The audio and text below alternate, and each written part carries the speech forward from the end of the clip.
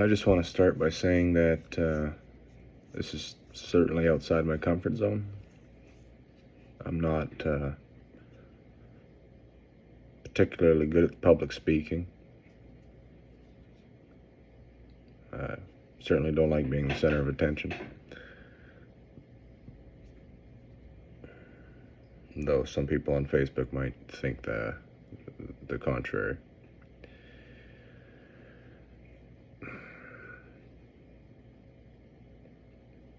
It's a scary world we live in. The cost of living is skyrocketing. The opportunities are so limited these days, so unobtainable.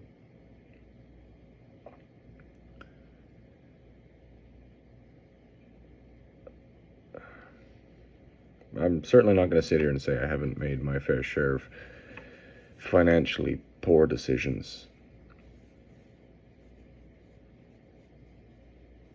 But at the same time,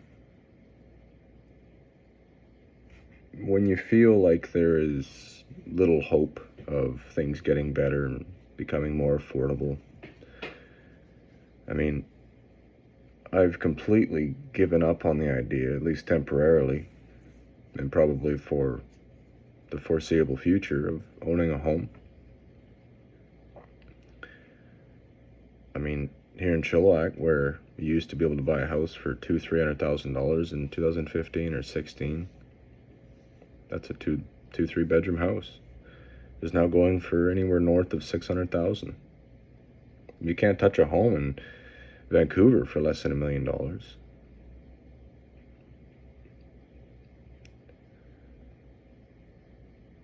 It's a scary thought that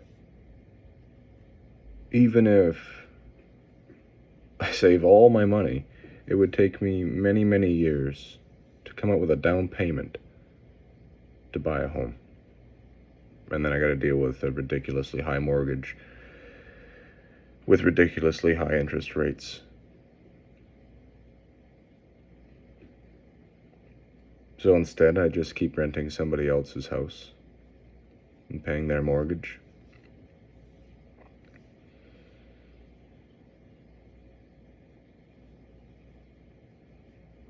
I've written a small speech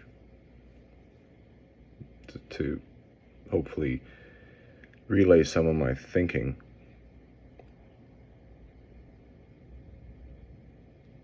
In a way that people may be willing to listen to. I've come to realize that over the past little while that there's not a single politician running for office in Canada that I think I would fully support. My friends and family know that I'm typically fairly outspoken and openly right-leaning, conservative.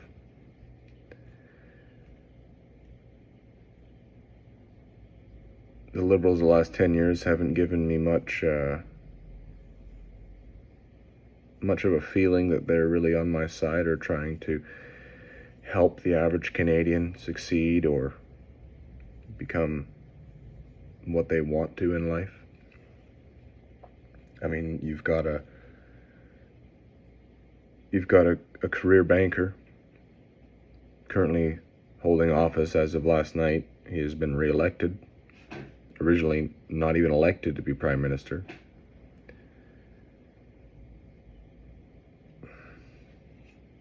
Somebody who's spent the last 20 years living outside of Canada. Somebody who was behind the scenes calling many of the shots for the last 5 years of economic policy at a federal level. Somebody who's spent much of their adult life investing in foreign governments, investing in foreign oil and gas industries, while here at home, he has no plan to reverse any of the legislation that Justin Trudeau's Liberals put in place to make it easier for us to sell our oil to a world market. I mean, we sell our oil at severe discounts to the United States, which is now run by a hostile president who would want nothing more than to see every other country burn by the sounds of it, considering his closest allies are even speaking out against his tariffs.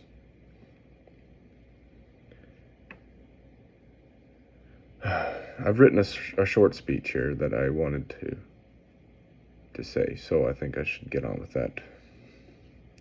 I'm not a politician, as obviously most of you know. I'm a Canadian.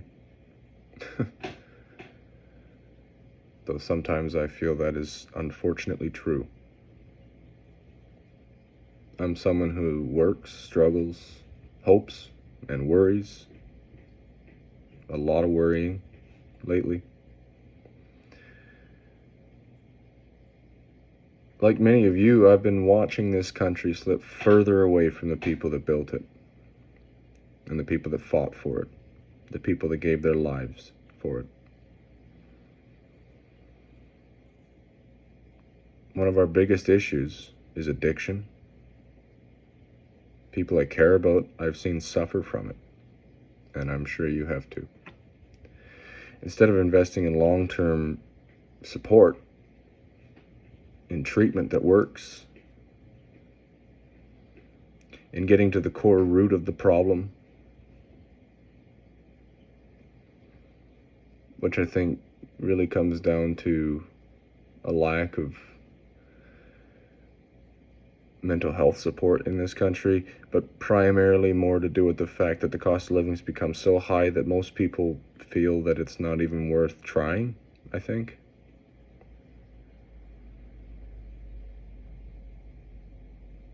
The government slaps a band-aid on it and then walks away. Meanwhile, the cost to our economy is huge. Extended wait times at the hospitals, our emergency services stretched thin. The wait times are a big deal. Even in the emergency room, you can wait 10 to 15 hours to have an emergency operation or even to be looked at.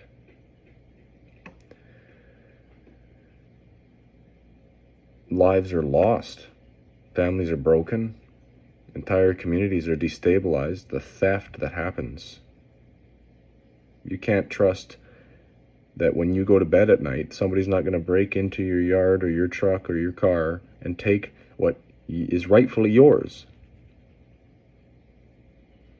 We act like this is part of life now, but it isn't.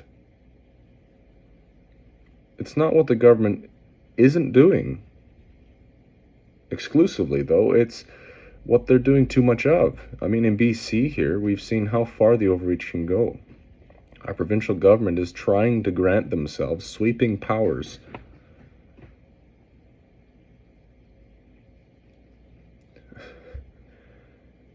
They're changing laws to restrict how we can use our land, what we can build, even the kind of future we're allowed to create for our children and ourselves. Private property rights being undermined under the guise of housing solutions and environmental control. Make no mistake, this isn't about helping communities. It's about centralizing power.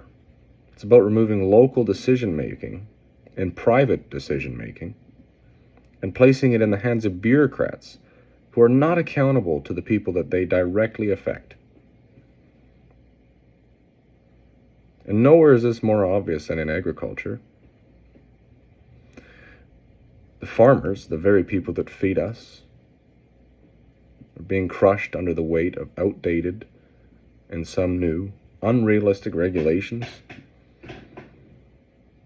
They're told what they can and cannot grow, how to manage their land, what kind of fertilizers they can use.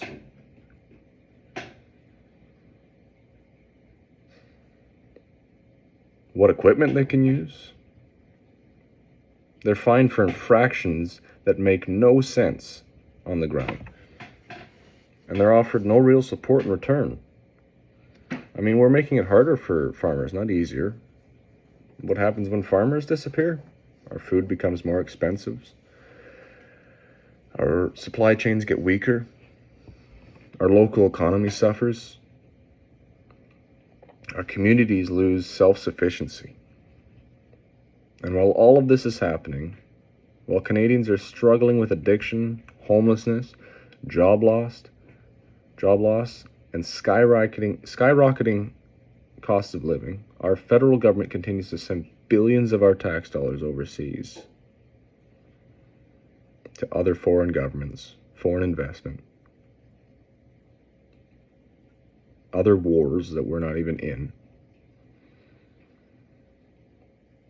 international development.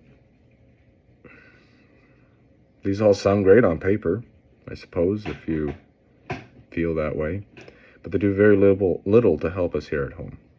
I mean, charity should start at home.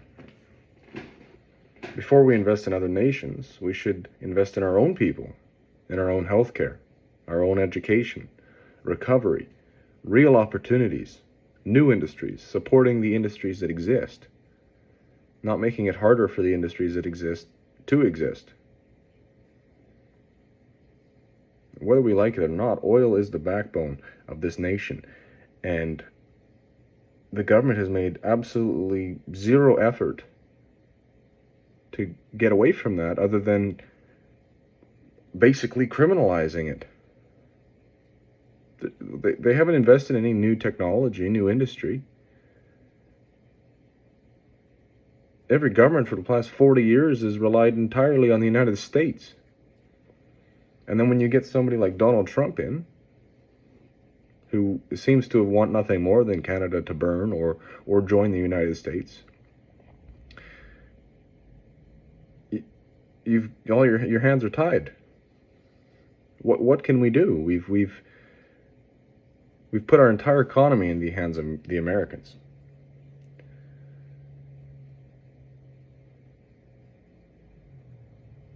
How are we supposed to lead globally? How is our economy supposed to flourish if we keep making it so difficult to get anywhere? We've seen rushed legislation, limited public consultation, and policies that hurt everyday people while claiming to serve the greater good. I mean, a green future sounds awesome, but how are we going to do it?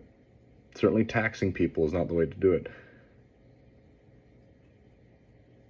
Unless that tax money is going to go to something worth going to, and everybody knows that it certainly hasn't for the past 7-8 years. I mean, this is not democracy. This is not fair representation. I mean, the House of Commons is filled with seats that were disproportionately elected. And what I mean by that is the fact that the Liberals in this last election won somewhere around 200,000 more votes than the Conservatives. They lost, or they won. The Conservatives lost. The issue that I take with that is the fact that 200,000 votes, each party getting roughly 8 million, is the difference between 169 seats in the House, nearly a majority, and once the recount happens, it might be a majority, and 144. 300,000 people made that difference out of 16 million. This is not fair representation. And this is not how the government is supposed to function in a free country. We elect leaders to serve the people, not push their own agendas, and not to build empires of unchecked authority. And certainly not to chip away at the rights that our parents and our grandparents fought to protect. I believe in less government interference and more individual freedoms. Of course, I believe in real support for our communities and our economy, for people that are struggling through no fault of their own.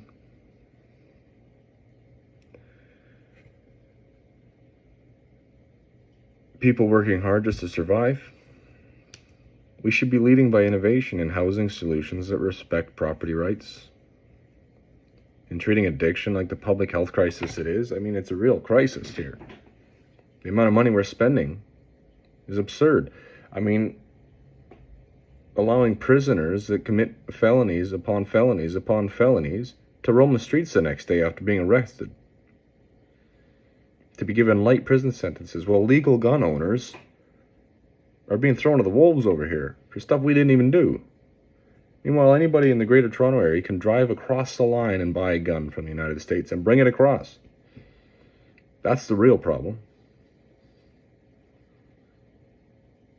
Canada, BC, Alberta, certainly Western Canada, has everything they need to succeed. We have resources, we have education, we have intelligence. We seem to have patriotism to a certain extent, though that seems to be dwindling lately, especially in the prairies. What we don't have is leadership that remembers who it works for. The government works for us. We are the government. We're supposed to be able to change government.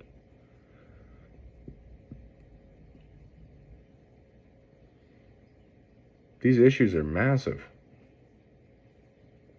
They're killing our economy. They're killing our ability to succeed, not just as a country, but as individuals. I'm frustrated. Many people are frustrated. We're divided, now more than ever. And yet the representation of the House would have you believe otherwise.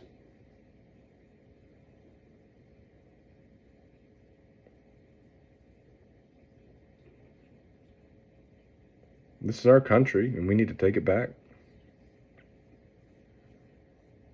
People need to stand up. Enough's enough.